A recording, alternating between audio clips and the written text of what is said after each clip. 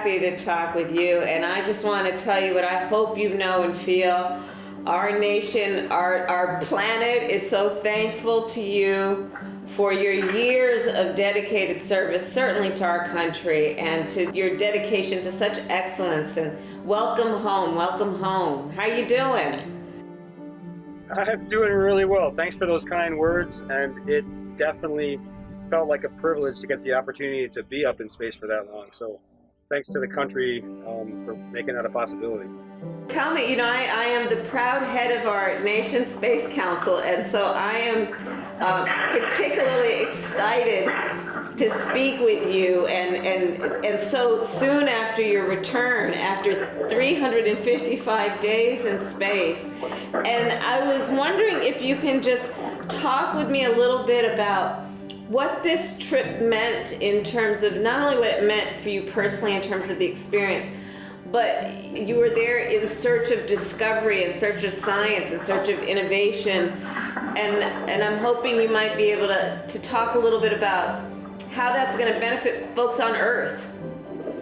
Oh, absolutely. I can tell you that there was one experiment called celestial immunity that dealt with cells donated by young people as well as older folks that we were able to inoculate and see how the immune systems react. We're hoping that the National Laboratory of the space station helps us better understand immune systems because of that. We've got potential to learn about better understand combustion because it behaves differently in space, and that potentially will help us have systems on the ground that work providing or using energy but with less pollution. Certainly being in space, I hope, inspires a lot of young people to want to go ahead and continue their studies because that's so essential to being able to participate in our nation's space program in so many ways. Can you talk a bit about the Artemis and moon mission and how folks should think about what it is, but also the potential it has created? Absolutely. I really am looking forward to a time when we've got continuous human presence on another planetary object. We've been on the moon, but we've never stayed. We've been in low Earth orbit for more than 20 years. So we know how to stay in space. We do not yet know how to use the resources of another planetary object like the moon.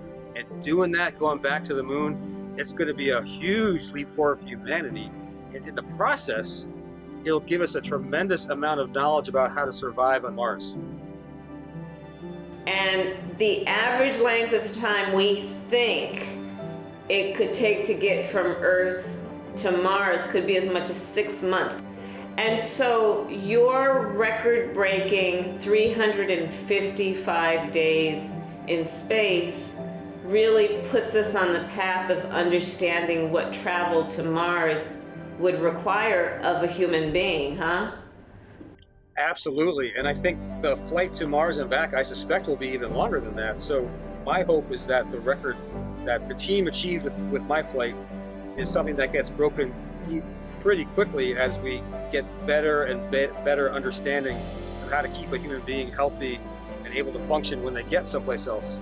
And honestly, some of my flight, as soon as I landed in Kazakhstan, within the first hour of being there, I was doing some tests to see what type of capabilities I had before getting any medical attention, before taking any medicine.